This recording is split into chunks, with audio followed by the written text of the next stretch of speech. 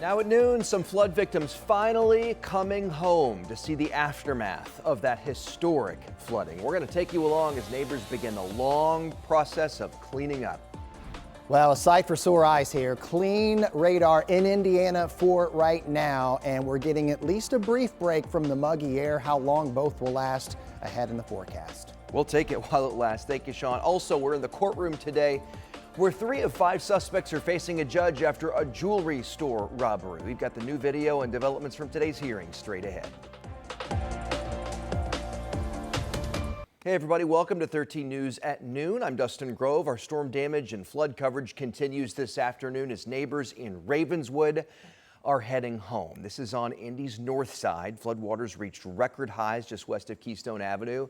Some neighbors started coming back to take a look at the damage, even using kayaks and waders, as you see right there, to get in. Others have yet to be able to get to their homes, and they are hoping the water is low enough today to do that. We did speak with one neighbor who waded through water to get back to her house.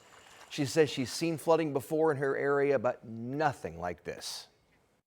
I will never forget. I keep saying that the Lord wanted me to learn the lesson, and I don't know what it is, but He better give me the strength to get through it before I can learn it.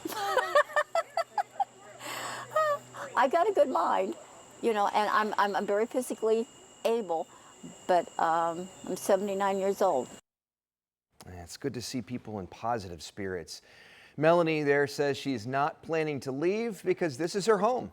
In the meantime, Marion County Emergency Management is hoping that the floodwaters have receded enough today to be able to assess the damage left behind. We're joined now by meteorologist John Ash. You mentioned it, finally a nice day out there, no rain. Yeah, and boy, did you ever feel that the difference in the muggy meter this morning? Yeah, absolutely, this morning, no question. I opened the windows. Haven't had a chance to do that in about 2 weeks, the driest air we've had in 2 weeks here. And it is certainly nice to say, you know what, we don't have storms today.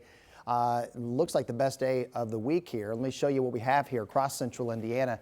Plenty of sunshine, a little bit of cloud cover, but it is definitely the feel of the air that will catch your attention this morning. Over in Connorsville, nice blue sky there. We've got some fair weather clouds that are in the process of starting to pop up there over the country club of Indy. And let's show you the vantage point from Carmel right now. Mixed sky of sunshine and scattered clouds here. So the front that brought us the rain, the quick moving rain, is well to the south of us now. A little boundary to our northwest. And yeah, you can see some unsettled weather to the west of us. And that will be our weather player very late tonight and then into Wednesday. So we're back to scattered shower and storm chances tomorrow. Let's enjoy what we have today. And it is ever a great day. 73 in Richmond, 79 in Indianapolis, and 78 in Indy. This is the map that matters most.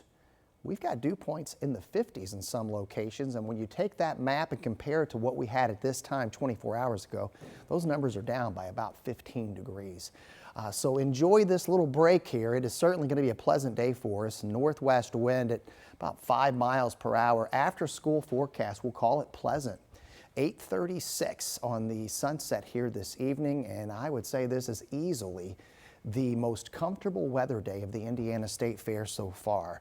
We talk about those storm chances, and we'll take you into the weekend with the latest 7-day here in a few minutes. All right, we'll also get back to our flooding coverage in a few minutes, but want to catch you up on some of the other headlines now. In the courtroom, 3 of the 5 suspects charged in a jewelry store robbery are appearing before a judge. They are accused of stealing $2 million worth of jewelry and then leading police on a chase last week.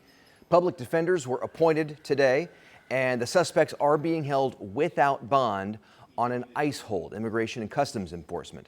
They're going to be back in court in November. The heist happened at King Jewelers on Emerson Avenue. Here's video of the scene from last week. The suspects range in age from 16 to 31.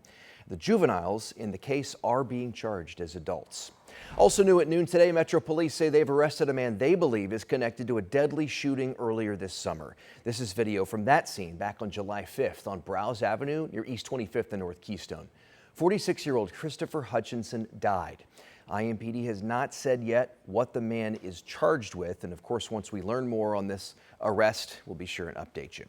Today, Governor Mike Braun is announcing more than $130 million in reimbursements for state and local governments. This is due to the months-long gas tax holiday. The State Board of Finance unanimously approved the reimbursements. They'll be distributed to state and local governments over the next week. The governor said in a statement, quote, "I made a commitment that we would provide gas tax relief to Hoosiers without leaving our local communities to foot the bill," end quote. Now back to our flooding coverage and something we are watching closely today. We've seen an extensive response to the severe flooding across our area due to scenes like this. Look at that. This is part of Hazel Dell Parkway in Carmel, a busy stretch of road there just south of 106th Street. And you see where it collapsed. Now city leaders are expressing concerns of the impact on the infrastructure on the city's southeast side as well. Those leaders say it's going to be a complicated process. Our engineers in the highway department have worked all day looking at different procurement methods that will accelerate the replacement of the structure. We are kind of hamstringed with respect to different ways we can do that. We want to be competitive, but we need to move fast.